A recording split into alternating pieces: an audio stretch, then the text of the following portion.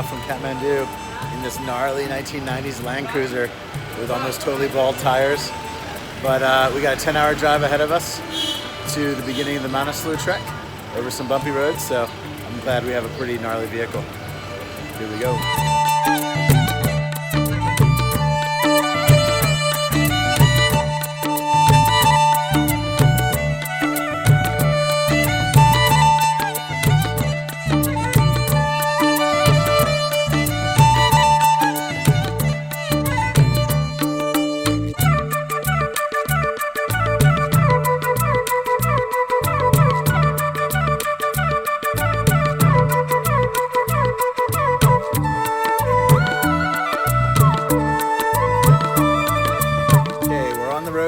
To the start of the trek here, and you can see the road's pretty bumpy, so it's probably about an 8 to 10 hour drive from Kathmandu to the trailhead of the Manaslu base camp trek.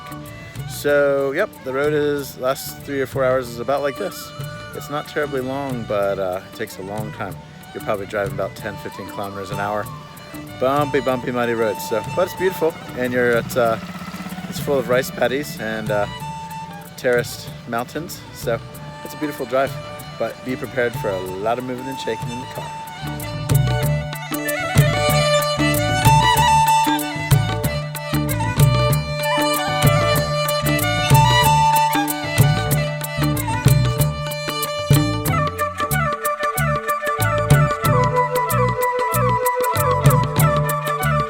After about 8.5 hours of driving, we're here at a guest house. This is the very first guest house on the Manaslu Circuit trek. So they have Wi-Fi, little restaurant, simple beds, and it gets a little bit simpler as you go up the mountain. So, but this is our first night.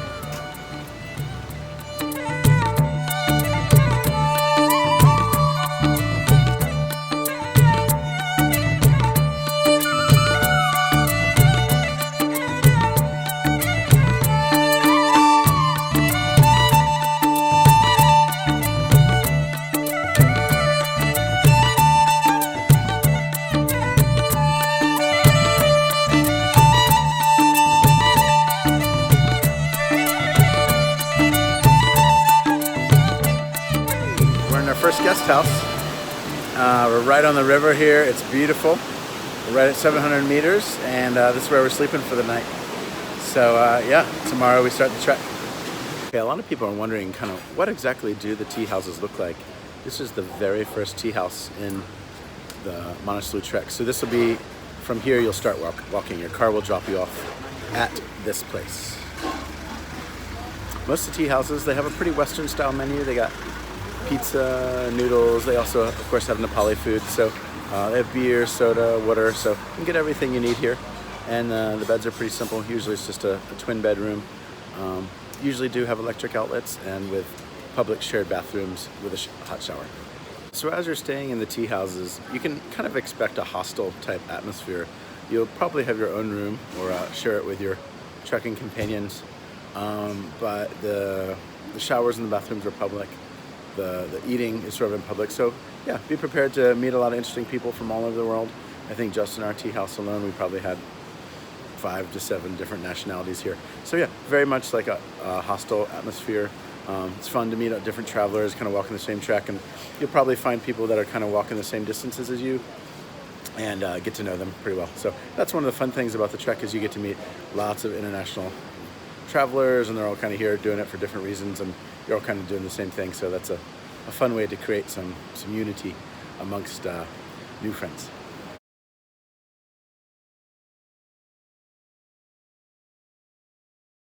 Generally, the hostels do provide blankets. So that's one great thing about trekking in Nepal.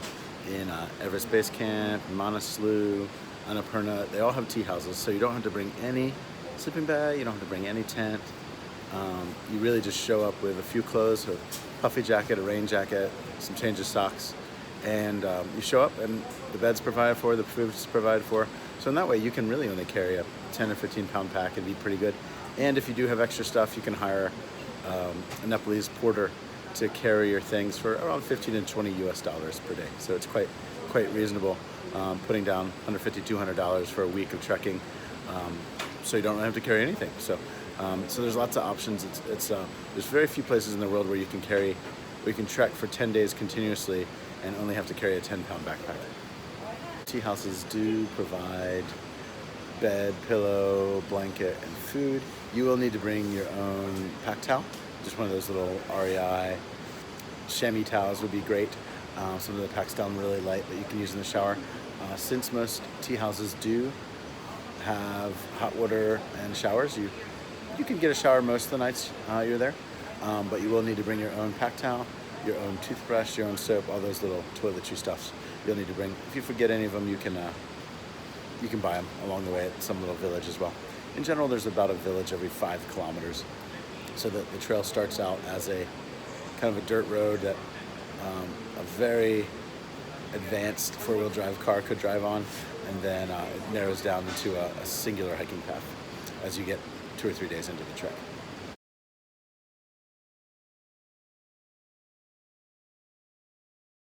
So this is the beginning of the trek.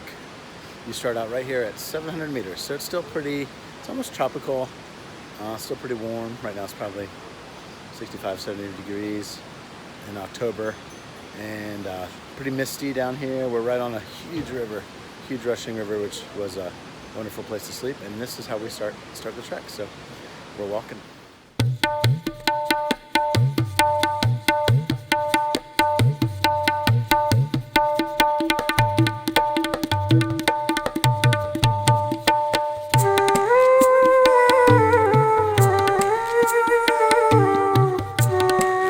Meters of the trek, you are already on this gnarly suspension bridge, walking across a huge gushing river. What an awesome adventure we're in for. We happen to be hiking the Manaslu Circuit trek in the first week of October. This is just about when the weather starts to clear. Classically, the monsoon is in July and August, so July and August you'd probably experience at least afternoon rains every day of the trek. So for that reason, most people choose to do this trek in either October or November. The monsoon has just started to clear out, although in the last 1 or 2 years, the monsoon is actually running a little bit late, which means even we're kind of at the very tail end of it now. You can see it's kind of misty around us. So probably the most popular time to trek Manaslu is going to be the middle or end of October. You're pretty guaranteed to have really good clear views then. But just know if you do it, you're gonna also be running into the biggest crowds. So every night your guest house is probably gonna have 20 or 30 people in it. So seasons that we recommend for trekking in Nepal in general are April, May, and then October, November. A few people even do the Everest Base Camp trek in the first few weeks of December. Obviously it's cold, but it's clear and you got the whole place to yourself, so that's another advantage. As for hiking conditions, general on the Manaslu Circuit, you're going to start out 700 meters. The high pass is 5,126 meters, and then you're walking about 6 to 8 hours every day. 6 to 8 hours, and you're roughly walking about, on average, about 15 kilometers every day. So I'm not sure what the actual specific distance of the whole trek is, but circuit trek's about 150 kilometers long. So expect to walk 6 to 8 hours every day. Nice stops at lunches and tea houses. And yeah, it's a great trek. You're gonna love it.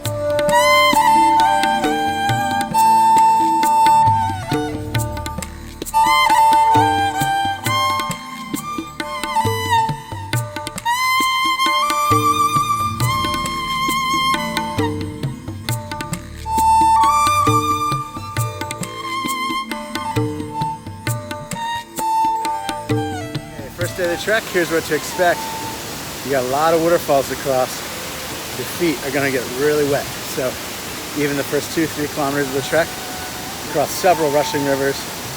One of them is up to your knees, a few of them up to your ankles. So make sure you have good footwear, and yeah, just have fun with crossing rivers and be safe. If you feel a little uncertain about it, you might want to bring trekking poles and cross with your guide.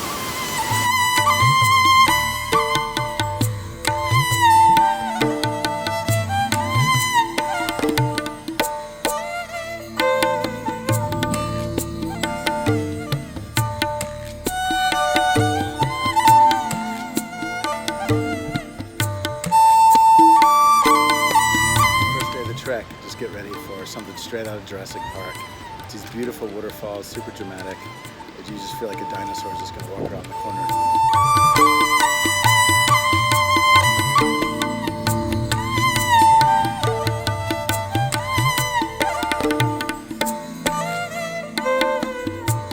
Behind me is the second bridge on the first day, and this is pretty gnarly. It's about 70 meters long, and you'll definitely wobble a little bit when you cross it. It's steady, but you're about 50 meters above this waterfall, so get ready.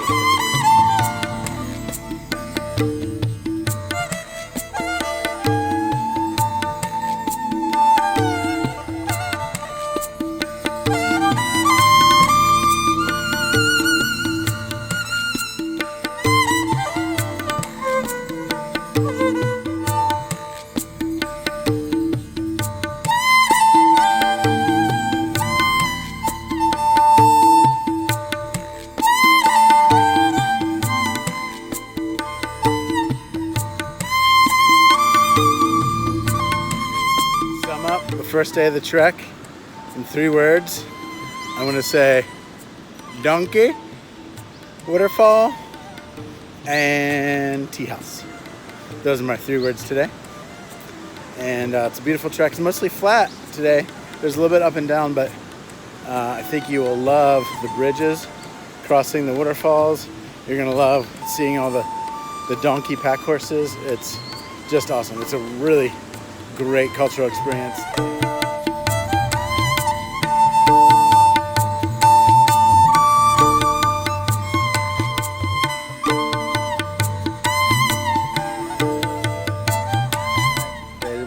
Books. We have reached our little guest house for night. A little cute, cozy guest house called the Shangri-La Home. So we just walked about 15 kilometers, probably about 6-hour day, day 1, and we're ready for a little food, a little shower.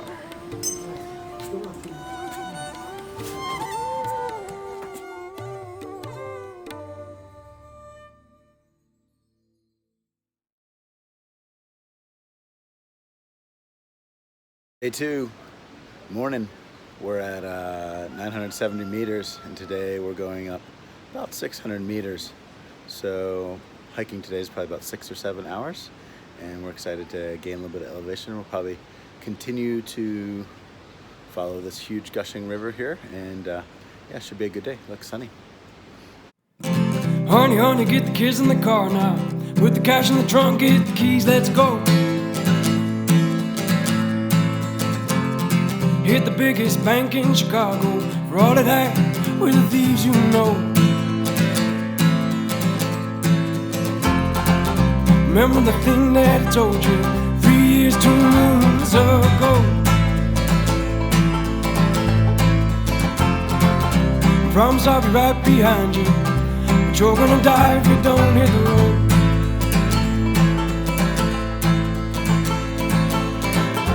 Keep your lights down, keep your voice down low.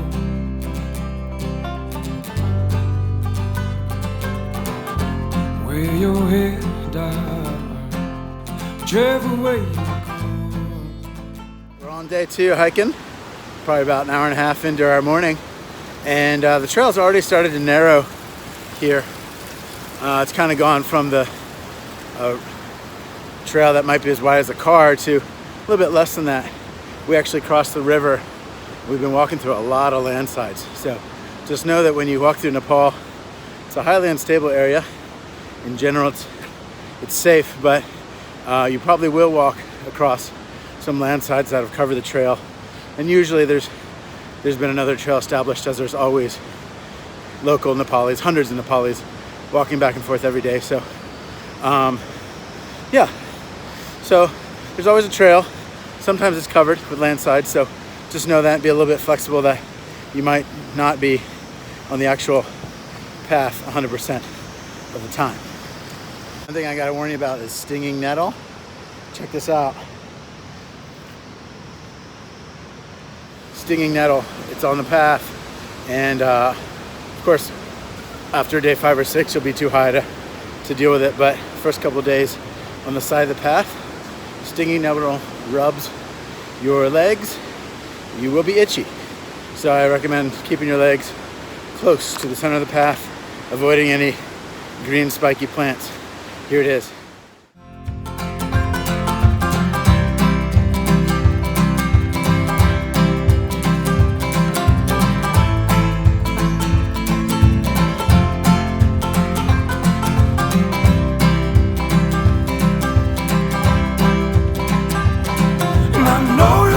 I'm barely 50, coming with me for all the debts I owe.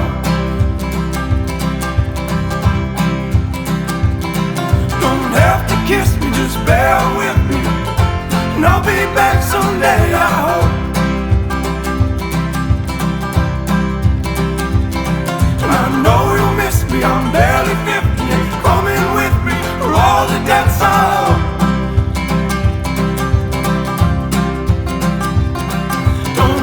Kiss me, just bear with me, and I'll be back someday, I hope.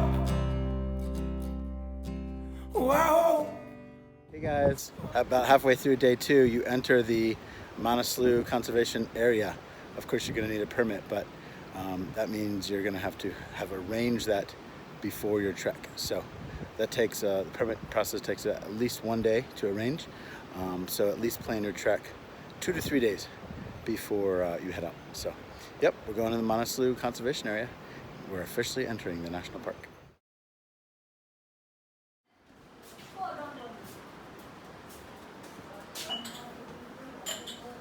Okay, so we're in one of the tea houses here on day 2 for lunch.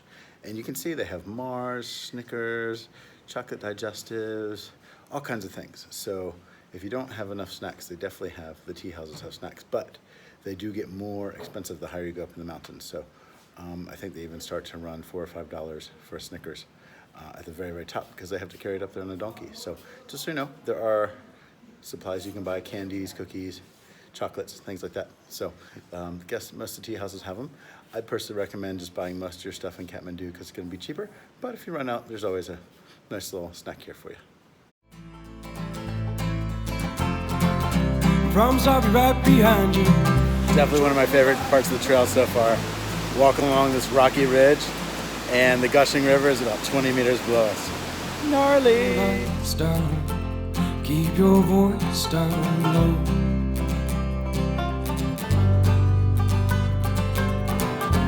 Wear your head down, whichever way you go, and I'll meet you. Okay, day 2, my words here are stone houses, because I love walking through the cultural stone houses on the trail. The trail goes right through many villages, and as you'll see in the video here, there's just, you're literally walking through the village. So it's not only an excellent trek as far as scenery, but there's so much culture to engage. Probably every 30 minutes to an hour, you're walking through a little village, and it's fun to engage the locals and give a little namaste and see what the little kids are doing running around the road. So stone houses, that's number 1 word. Number 2 is donkey poo, because there's a lot of donkey poo today. And number 3 is raging river. We walked across at least probably 5 or 10 big bridges with some real class 6 rapids, really cool stuff. So great, day 2 in the books.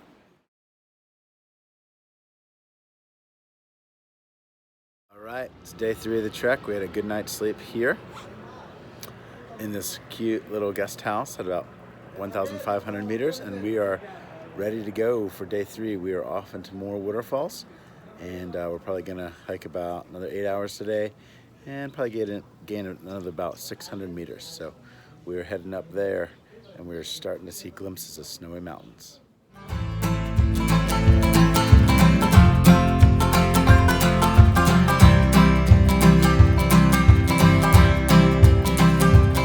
The Manaslu Circuit trek, more beautiful waterfalls. Loving it. This is awesome, baby. Woo! And I know you'll miss me, I'm barely 50, coming with me for all the debts I owe. Real important intersection in the trail. If you go left here, it's Larke Pass, which is where we're going for the Manaslu Circuit trek. If you go right, it's the Tsum Valley trek. So as we're doing this trek, it's about, I'm doing it in 10 days. Average is probably about 14. but you can tack on extra days if you want to go to the Tsum Valley. So Larke Pass this way, Tsum Valley that way. And you can actually tie the two treks together if you want to and approach from the Tsum Valley and then do the Manaslu base camp. So yeah, here we go. We're officially entering the area for Larke Pass. So behind me you can see that small little ridge line right here. There's actually donkeys walking on it right now.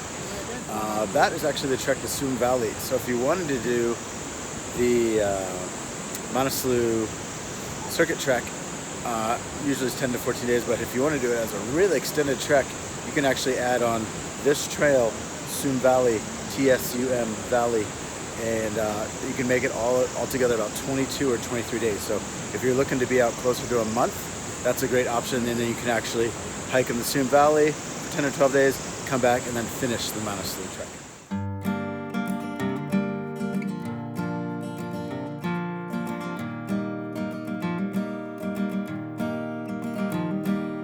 I walk down my house tonight just to hear the quiet, listen to the dark before I lie. So we just crossed one of the many bridges. We probably already walked across 15 or 20.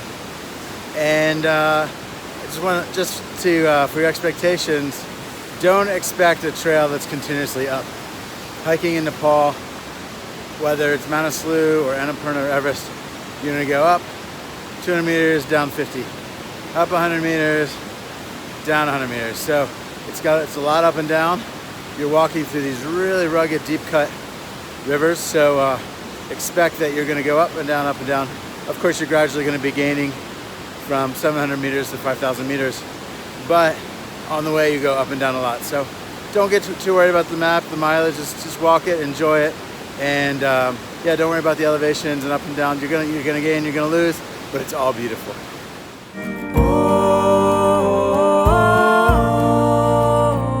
Oh, ain't it just a shame? Ending about the same way that we started out. Oh, coming back around with just more jewelry. I'm afraid that we've departed.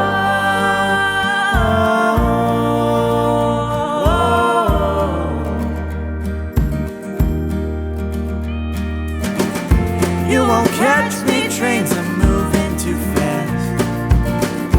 What's this rail car to some bits of broken glass? I had a box of pictures that I hid in tall grass. You won't find me cause I'm already gone. You won't find me cause I'm already gone. Hey, day 3, we're about 30 minutes from our destination here. It's about 6 o'clock, we're rolling into camp. So my 3 words for day 3 are, number 1, rain, because it is a little bit of light rain here, right on the tail end of the monsoon. It's actually pretty nice having rain. It's not so bad, feels really fresh. Number 2 word is bamboo, because we walked through bamboo forest. And number 3 word is pine tree. It's not really a word, it's 2 words.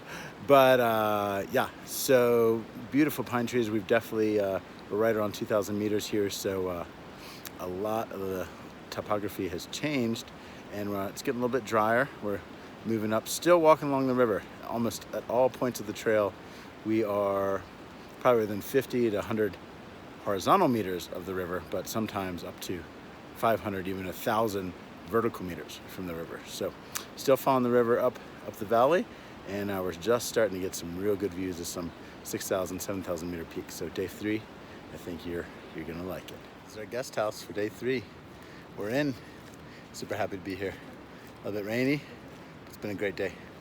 About 6 o'clock, and it's been a nice day hiking.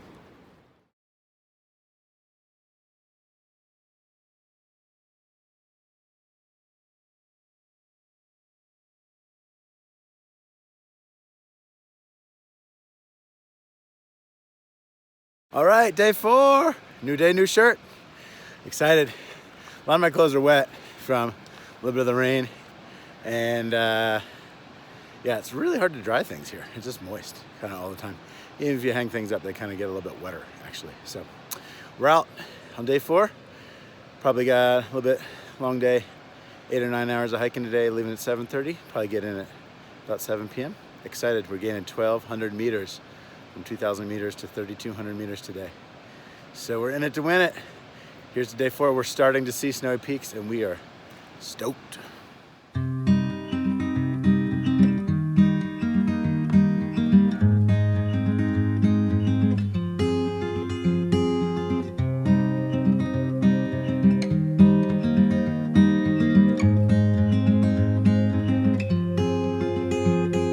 Cold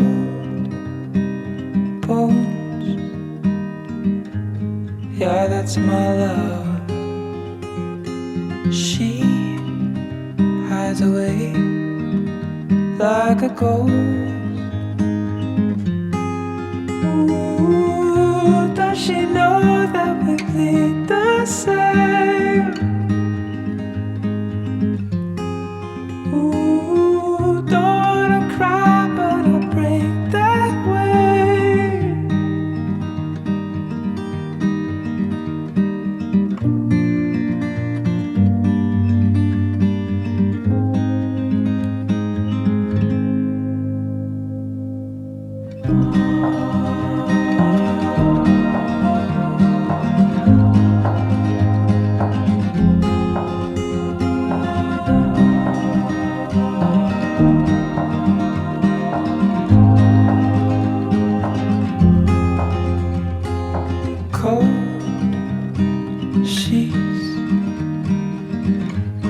Always my love.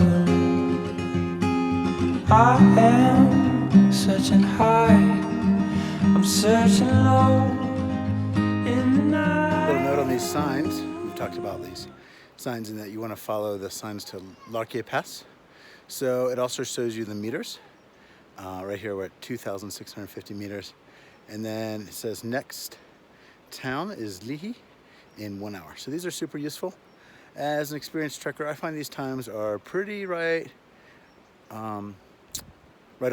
So yeah, if you're a pretty good trekker, I'd say the times are pretty good. Of course, everyone's walking speed varies, so you'll have to judge your own time. But in general, these are a very good marker to know the next village and the next place to buy water and snacks. Okay, we're wrapping up day 4. My 3 words for today is number 1, stupa, because after today, as we ascend above 3,000 meters, you start seeing a lot of Tibetan stupas and rocks carved with mani stones and prayers. So first word is stupa, as we start seeing a lot of Tibetan culture. My second word is tashidele. That's the Tibetan greeting, which means lucky day. And you actually start seeing it on homes and houses. So of course people are Nepali here, but they're starting to look more Tibetan in culture and ethnicity, and they even speak a little bit Tibetan. So we've kind of crossed this, right after you cross 2,800 meters, it's sort of this line between a very definite Nepali culture to a more Tibetan Buddhist culture. In fact, you're starting to see more prayer flags. And my third word for today is tired, because it was a real long day. But hey, we're heading into Low, L-H-O, and we're about 3,200 meters, and it was an awesome day. Did you run away? Did you run away? I don't need to know. But if you ran away, come back home. Just come home.